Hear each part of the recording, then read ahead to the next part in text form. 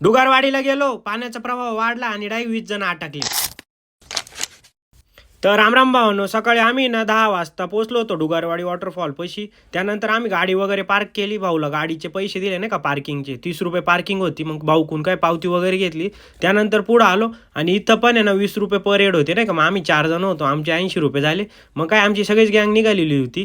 त्यानंतर हे बघा मस्त पावसाची मजा घेत पुढं चालले होते. आमचे सार्थक भाऊनीच ते मागं राहत होते. त्यानंतर पुढं आलो, हे पोरं आहे इथं रेनकोट विकत होते नाही का. मग त्यांना म्हटलं किती रुपयाला रेनकोट आहे, ते म्हणे 60 रुपयाला. मग काय आमच्यातल्या एकाने रेनकोट घेतला. त्यानंतर आम्हाला ना इथं कामान वगैरे लागली नाही का.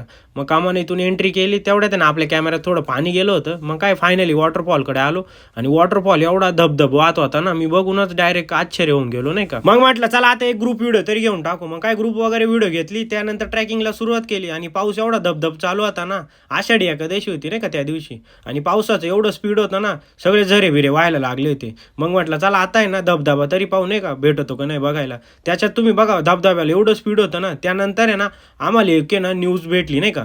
रामराम भावांनो, आपण डुगारवाडी वॉटरफॉल आलो आणि इथली सिच्युएशन अशी झाली ना, पाणी वाढल्यामुळे ना 20 जण तिकडे अटकले. तुम्ही पाण्याचा स्पीड बघू शकता नाही का.